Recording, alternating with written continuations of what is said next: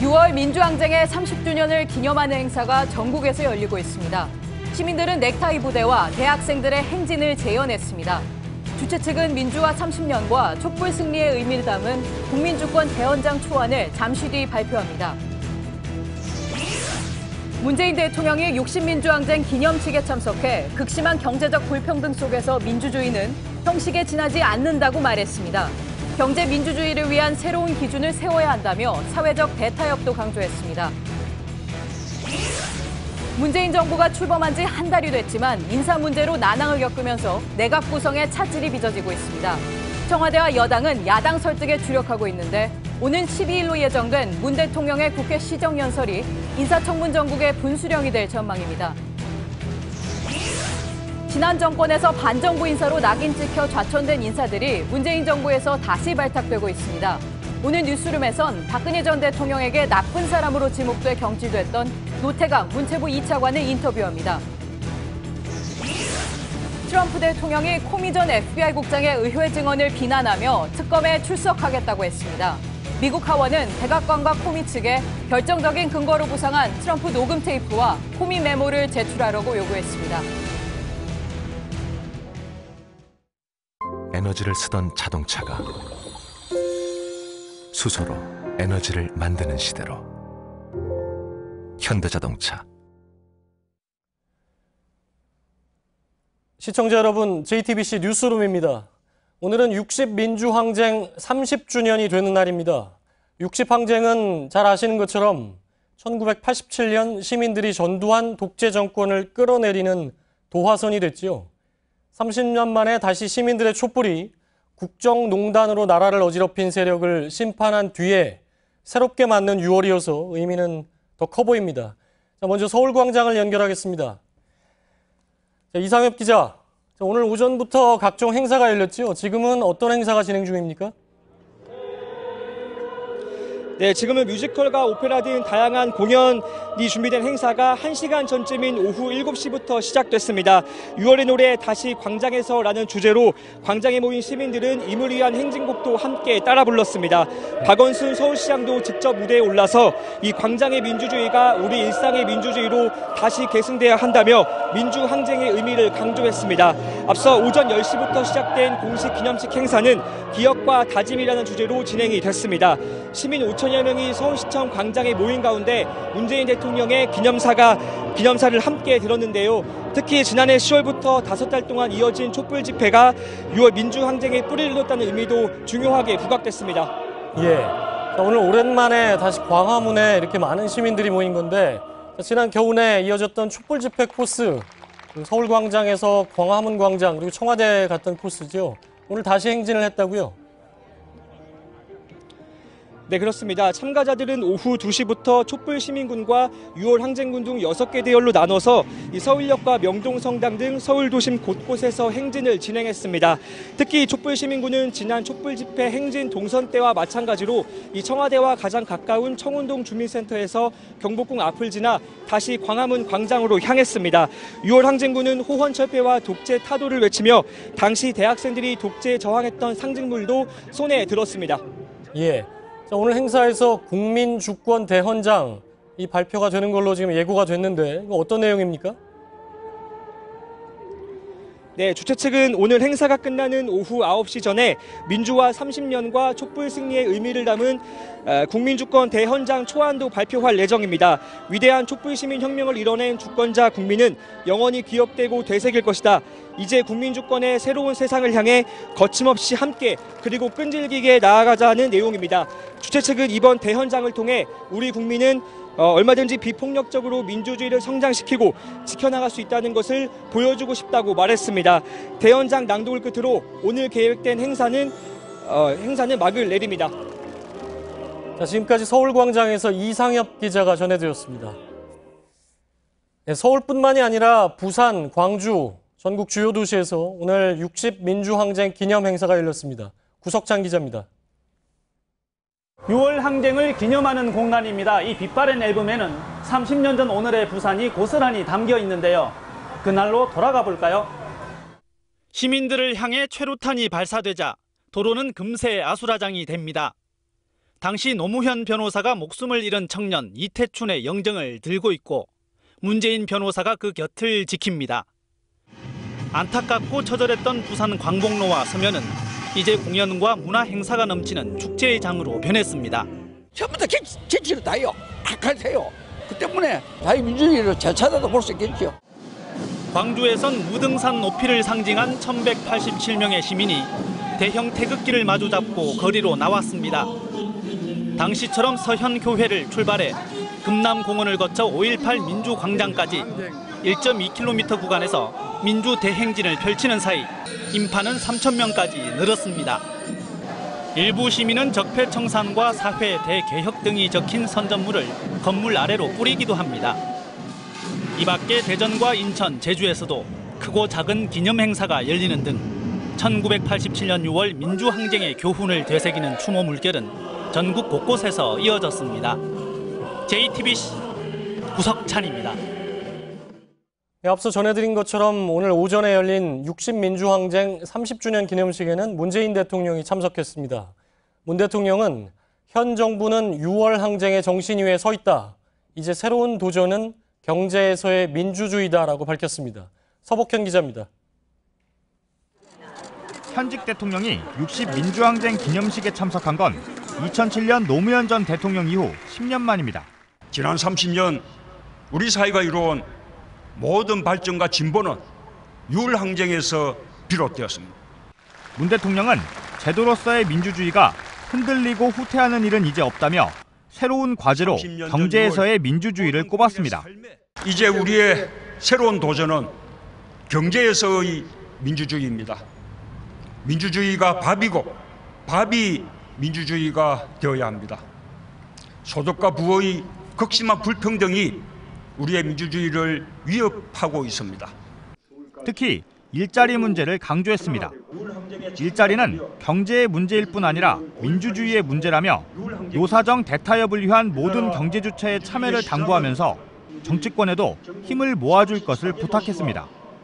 2007년 국가기념일로 지정된 60민주항쟁의 기념식이 서울광장에서 열린 건 이번이 처음입니다. 박근혜 정부 시절 민주화운동 기념사업회 이사진 구성에 반발하며 불참했던 민주화운동 관련 단체도 오늘 기념식에 다시 참석했습니다. JTBC 서복현입니다. 문재인 정부가 출범한 지 한 달이 넘었지만 장관 인선은 좀처럼 앞으로 나가질 못하고 있습니다. 자, 그런데 내일 모레 월요일이 고비가 될 걸로 보입니다.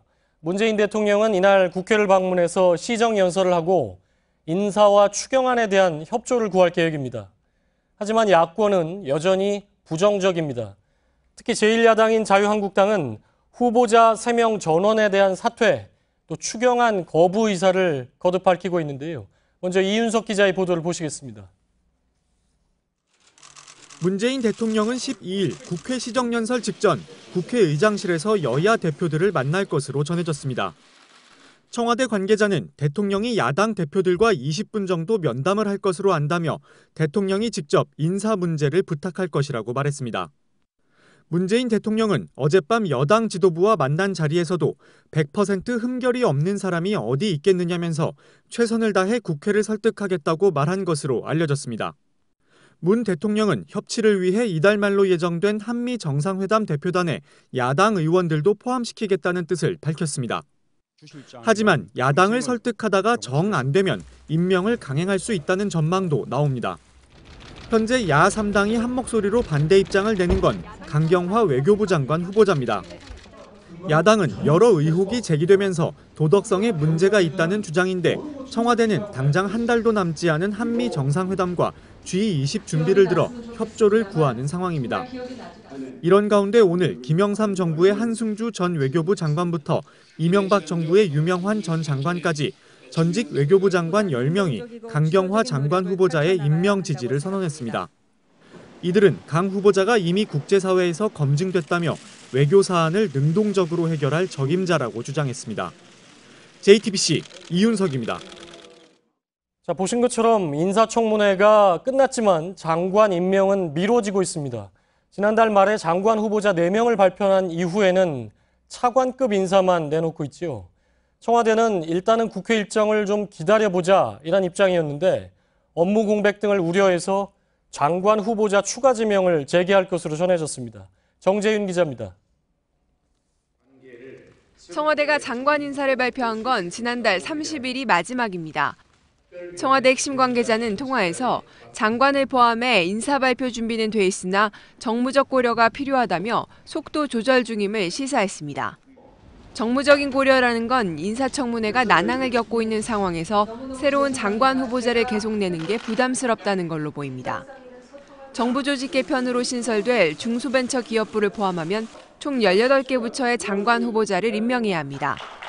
현재까진 이중 기재부 장관만 임명장을 받은 상태고 외교부, 행안부, 문체부, 국토부, 해수부 등 5개 부처 장관 후보자는 지명된 상태입니다.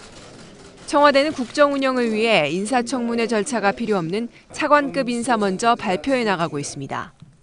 인선 발표가 늦어지면서 박근혜 정부 장관들과의 동거가 계속되고 개혁 작업에 차질이 있다는 게 청와대 설명입니다. 청와대는 한미 정상회담과 G20 등 현안과 각 부처의 업무 공백을 막기 위해서라도 이르면 내일부터 장관 후보자를 발표할 것이란 전망이 나옵니다. JTBC 정재윤입니다. 자, 이처럼 국회에 꽉 막혀 있는 장관 인선, 정치부 안지현 기자와 좀 더 자세히 짚어보겠습니다. 자, 안지현 기자, 자유한국당이 가장 강경한 입장이죠. 그러니까 장관 후보자 3명, 그 총리 김희수 헌법재판소장 후보자 포함해서 모두 물러나라 이런 입장인 거죠? 네, 맞습니다. 오늘도 이 같은 입장을 다시 한번 얘기했는데요. 예. 자유한국당은 이 3명 후보자에 대해서 부적격 3종 세트라면서 오늘도 자진 사퇴하라는 입장을 다시 한번 강조했습니다. 앞서 한국당은 청와대가 그럼에도 불구하고 임명을 강행하면 가장 효과적인 방법으로 항의할 것이라고 경고한 바 있는데요. 예. 오늘은 한 발 더 나아가서 추경을 직접 언급했습니다. 오늘 발언 직접 들어보시죠. 청문회 전국과 연계가 돼 있습니다. 장관이 임명이 안 되고 반대하는데 최 장관이 와서 추경을 과연 설명할 수 있겠는지. 그러니까 임명을 강행하면 추경 예산안이나 이 정부조직법 개정안 처리가 어려울 수 있다 이런 말입니다. 예, 그 장관 임명 문제하고 추경을 이제 연계해서 얘기를 한 건데, 그런데 엄밀히 말하면 장관은 후보자 검증 문제고 추경은 예산이 실제로 더 필요하냐 이 문제인데 이렇게 가는 게 맞냐 뭐 이런 지적도 있지 않습니까? 네, 그렇습니다. 두 개가 전혀 별개의 사항이기 때문에 이 사안에 들어서 처리하겠다, 연계해서 처리하겠다고 밝힌 점은 이 설득력이 떨어진다 이런 지적도 나옵니다. 다만 한국당은 야당이 반대하는데 일방적으로 밀어붙이는 건 결국 협치가 아니기 때문에 이 국회 역시 협조할 수 없다 이런 점을 보일 수밖에 없다는 그런 입장입니다. 자유한국당 입장은 이제 완강해 보이는데 자유한국당이 그렇게 하더라도 이제 국민의당, 바른정당 입장이 중요하지 않겠습니까? 네, 양당 입장은 어떻습니까? 네, 국민의당과 바른정당은 사안에 따라서는 조금 다른 입장을 보이고 있습니다. 예. 그러니까 자유한국당은 3명 모두 이 국회 채택 그 절차에도 참여할 수 없다 이런 입장인 반면에 청문 보고서 채택 논의조차 할 수 없다. 네, 맞습니다. 예. 부적격이나 적격 의견을 내는 그런 자리에도 예. 참여하지 않겠다 이런 입장인 반면에 국민의당과 바른정당은 반대하더라도 일부 후보에 대해서는 부적격 입장으로 보고서 채택 절차에는 응하겠다 이런 입장입니다. 그러니까 국민의당과 바른정당은 후보별로 입장이 조금씩 다르다. 네, 맞습니다. 이렇게 보이는데 후보자별로 좀 전망을 해볼까요? 네, 일단 바른정당과 국민의당 입장이 중요해졌는데요. 예. 강경화 후보자에 대해서는 바른정당과 국민의당 모두 이 부적격 후보로 자진 사퇴하라 이런 입장입니다. 예. 다만 김희수, 김상조 후보자에 대해서는 바른정당은 일단 부적격 입장, 그렇지만 국민의당은 조금 더 봐야 한다며 아직 유보적인 입장입니다. 예, 그렇군요. 그러니까 자유한국당은 3명 모두 지명 철회 또는 사퇴인데 그 두 정당은 좀 입장이 다르다는 거고요. 근데 자유한국당은 총리 인준안 때도 이제 강력하게 반대 의사를 보이지 않았습니까? 근데 그게 아무래도 좀 연계가 되고 있다 이런 분석도 나오고 있죠. 네, 맞습니다. 지난달 말이었죠. 총리 인준안에 반대하면서 본회의 표결에는 아예 불참했고 그 전에 피켓 시위를 하기도 했었는데요. 예. 하지만 다른 야당이 이 표결에 참여하면서 정상적인 절차로 임명된 바 있습니다. 그러면서 제1야당으로서 무기력하다는 지적이 나왔고 이후 강경 기류에도 영향을 준 것으로 보입니다.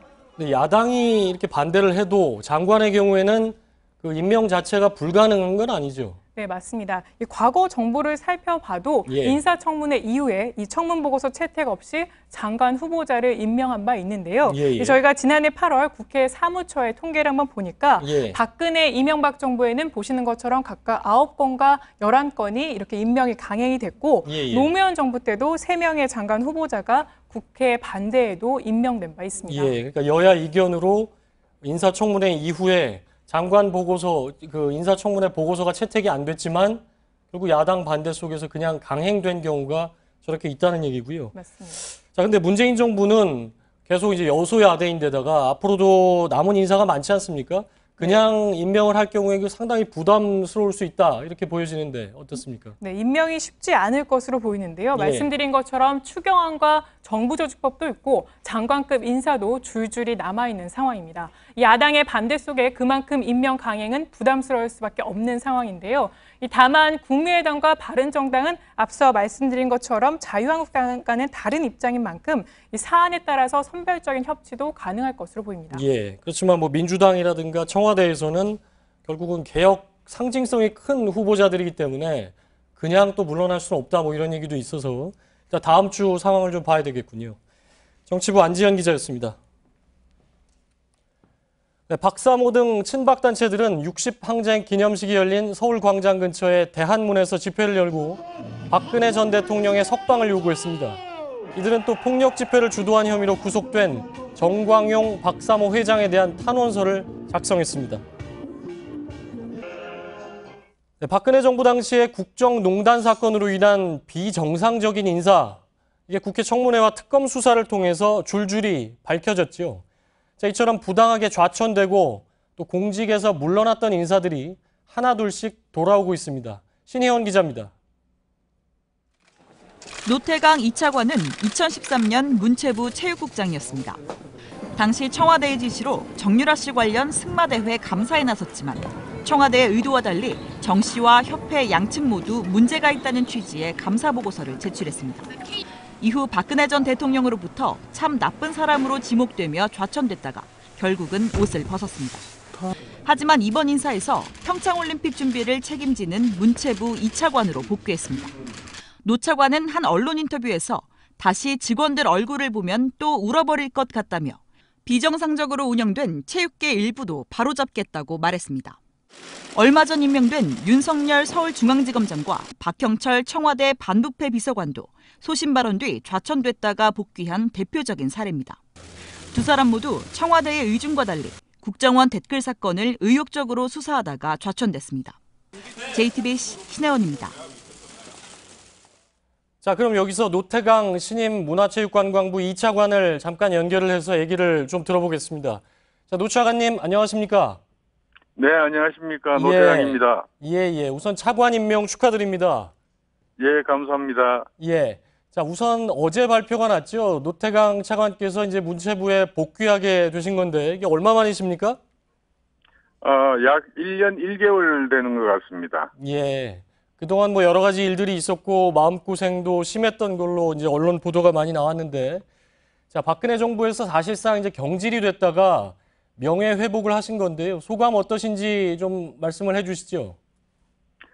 예, 뭐 특별한 소감보다도 일단 발표를 들었을 때 앞으로 해야 될 일에 대한 걱정이 먼저 머릿속에 떠올랐습니다. 그리고 과거에 있었던 일보다는 앞으로 해야 될 일이 더 걱정되는 그런 게 가장 먼저 떠올랐었던 것 같습니다. 예, 그 얘기는 잠시 후에 그럼 좀 더 자세히 들어보기로 하고요. 자, 어제 임명 발표 이후에 인터뷰를 좀 하셨던데 예전에 그 문체부 직원들을 보면 울컥할 거다 이렇게 말씀을 하셨더라고요. 어떻게 축하 전화는 많이 받으셨습니까? 예, 아주 많이 받고 문자도 많이 오고 소위 말하는 문자 폭탄 정도 지금 경험하고 있습니다. 예, 그렇군요. 자, 박근혜 전 대통령이 참 나쁜 사람이다. 뭐 이렇게 지목을 한 뒤에 좌천이 되고 사실상 옷을 벗었다. 사실 처음에 이런 의혹이 제기될 때만 해도 믿기가 어려운 얘기였는데 뭐 다 사실로 드러난 거고요. 당시 상황을 간단히 좀 설명을 해 주시겠습니까?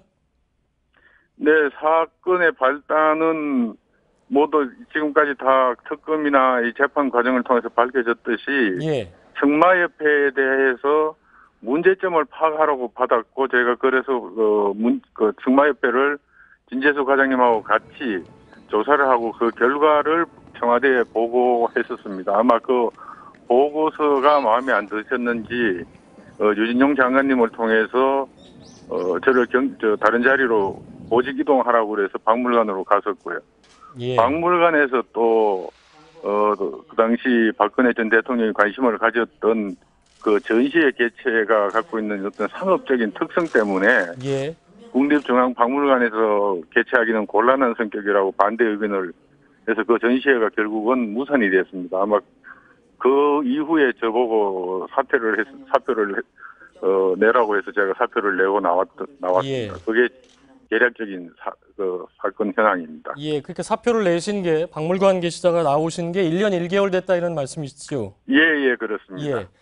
자, 박근혜 전 대통령의 이런 그러니까 부당한 인사 개입, 이게 범죄 혐의로 공소장에까지 포함됐습니다. 이거 알고 계시죠? 예, 알고 있습니다. 예. 박근혜 전 대통령이 계속 재판을 받고 있는데 혐의를 전면 부인을 하고 있습니다. 어떻게 생각하십니까?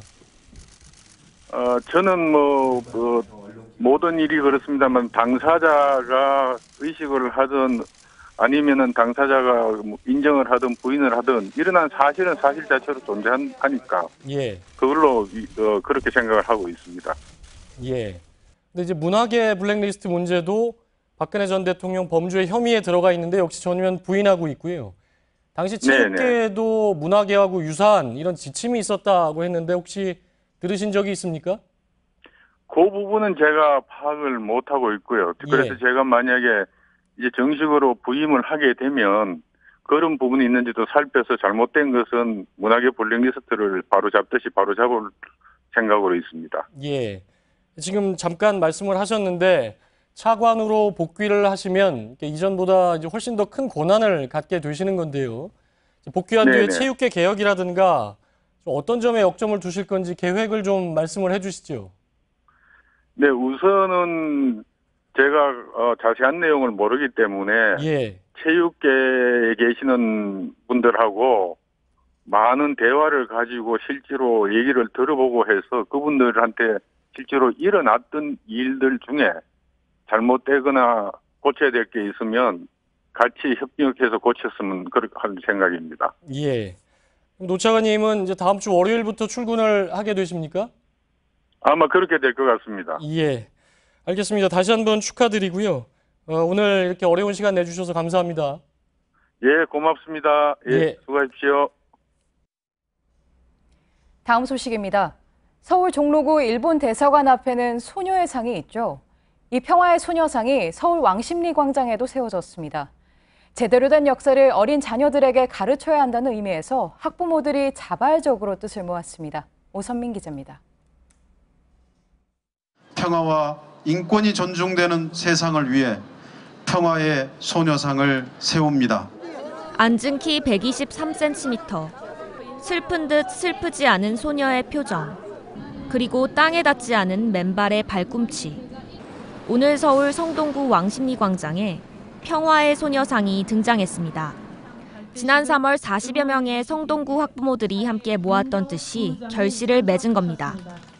일본군 위안부 할머니의 명예회복뿐 아니라 미래 세대인 청소년들에게 아픈 과거의 역사가 반복되지 않도록 교훈을 주기 위해서입니다. 부산 일본 영사관 앞에 소녀상 철거 이 사태가 났을 때 소녀상을 설치하자 그런 모임들이 이제 시작이 돼서 지난 3월부터 약 100일간 시민 1000여 명이 소녀상 건립을 위한 모금에 참여해 4천만 원이 모였습니다. 학생들은 소녀 시절 할머니의 모습이 담긴 배지를 손수 만들어 소녀상 건립에 정성을 보탰습니다. 학교에서 역사를 배우면서 위안부 문제에 약간 관심을 가졌었는데 이렇게 배지를 제작하면서 보람도 느끼고. 주한 일본 대사관 앞에 있는 소녀상을 제작한 조각가 김석영 씨가 이번 소녀상 제작도 맡았습니다. 왕십리라는 곳은 과거와 현재가 함께 있는 곳이거든요. 그 아픔도 이 안에 분명히 있었을 거예요. 그분들 하나하나의 피가 오늘을 만든 것 같습니다. 위안부 할머니들의 슬프고 아픈 역사가 반복되지 않길 바라는 마음이 광장에 더해졌습니다.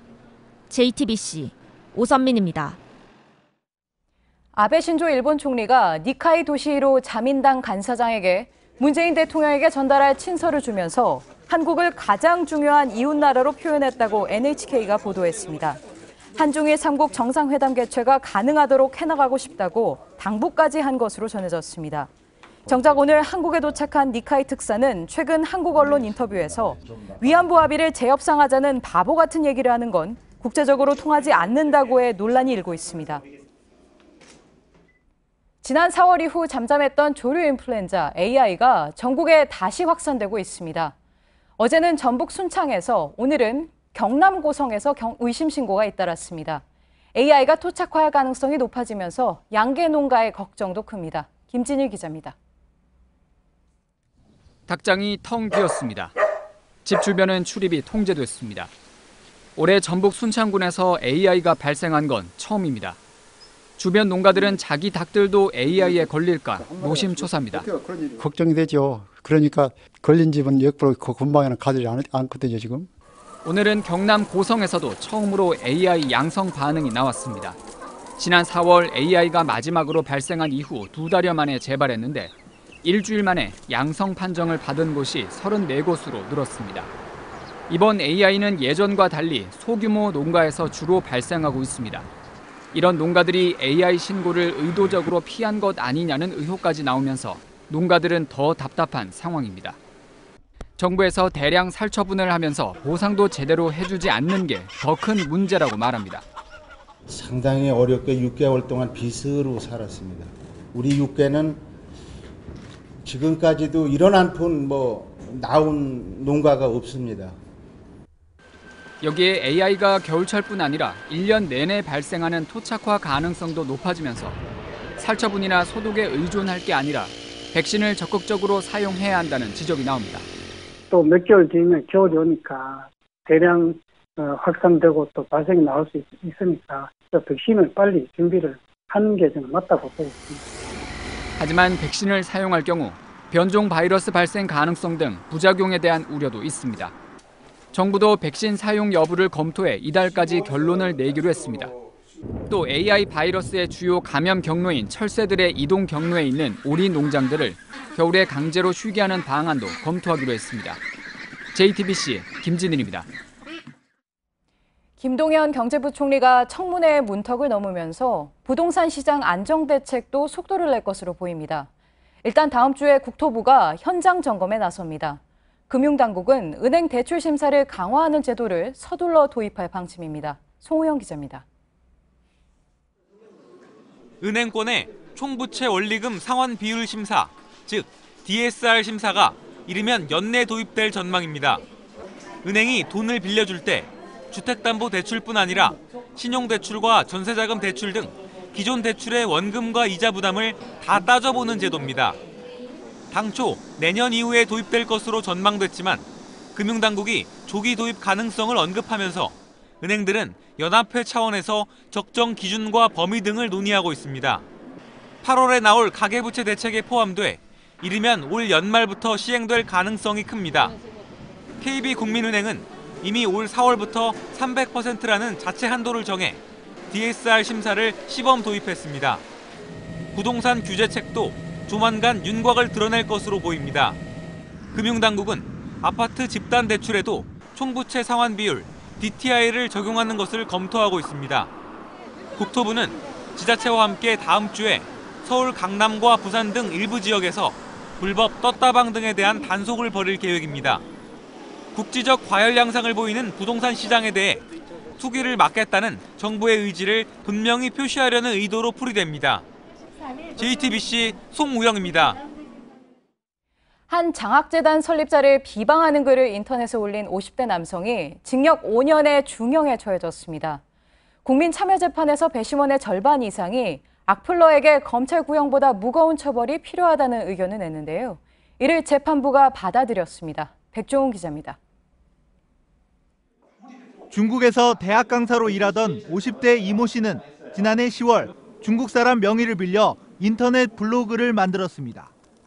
이 씨는 이 블로그에 국내에서 장학재단을 운영하는 이종환 삼영화학 명예회장을 비방하는 글을 올렸습니다. 이 회장의 장학재단 기부와 운영이 모두 가짜라는 주장이었습니다. 또 이 회장이 매일 일본군 군가를 부르고 회사 여직원을 성폭행했다는 언급도 했습니다. 하지만 모두 사실이 아니었고 이 씨는 명예훼손 혐의로 기소돼 국민참여재판을 받았습니다. 배심원 7명은 전원일치로 이 씨에 대해 유죄 의견을 냈습니다. 특히 배심원 중 5명은 검찰 구형 3년보다 높은 징역 5년 이상의 무거운 처벌 의견을 냈습니다. 재판부가 배심원단 의견을 받아들였고 명예훼손으론 이례적인 중형이 선고됐습니다. 법조계에선 이 씨의 죄질이 나쁘고 다른 명예훼손 범죄로 복역했다가 석방된 지 3년이 지나지 않아 가중처벌된 것으로 보고 있습니다. 이 씨는 억울하다며 항소장을 제출했습니다. JTBC 백종훈입니다. 코미 전 FBI 국장의 의회 증언에서 거짓말쟁이로 몰린 트럼프 대통령이 하루 만에 입을 열었습니다. 코미에게 수사 중단도 충성도 요구하지 않았다며 특검에게 직접 입장을 밝히겠다고 했습니다. 사생결단의 진실 게임이 본격화하는 양상입니다. 최병원 특파원입니다. No collusion, no obstruction. He's a leaker. 트럼프 대통령이 코미 전 국장의 의회 증언을 전면 부인했습니다. 마이클 플린 전 국가안보보좌관 수사를 중단하라고 요구하지 않았다고 거듭 강조했습니다. He did say under oath that you told him to let the Flynn. I didn't say that. I took it as a direction. I mean, as the President of the United States. 트럼프 대통령의 반박은 코미가 위증했다는 얘기나 다름없습니다. 트럼프 대통령은 특별검사에게 증언을 할지에 대해 100%라고 단언했습니다. 100%. I would be glad to tell him exactly what I just told you. 미국에서도 현직 대통령이 특검 조사를 받는 상황이 올 전망입니다. 트럼프 대통령은 코미와의 대화를 녹음한 테이프의 존재 여부에 대해서는 조만간 밝히겠다며 수위를 조절했습니다. 트럼프 대통령이 코미 전 국장의 증언을 모두 부인하며 둘 중 한 명은 거짓말쟁이가 되는 외길 수순으로 가고 있습니다. 워싱턴에서 JTBC 최병건입니다. 이런 가운데 미국 하원정보위원회는 트럼프 대통령과 코미 전 FBI 국장 간 대화 기록을 제출해 줄 것을 백악관에 요청했다고 CNN이 보도했습니다. 또 코미 전 국장에겐 이 대화를 기록한 메모를 제출해달라고 요구했습니다. 상원 청문회에 이어 하원이 결정적 증거로 부상한 트럼프 녹음 테이프와 코미 메모를 본격 조사하게 될 전망입니다. 다른 사람의 말에 쉽게 상처받으시나요? 아니면 남이 하는 부탁을 거절하지 못해서 일상이 괴로울 때가 있으신지요? 이런 괴로움을 영어로 HSP, 우리말로는 민감증 정도로 부릅니다. 일본의 한 만화가 이 HSP에 대한 공감을 자아내고 있습니다. 윤서령 기자입니다.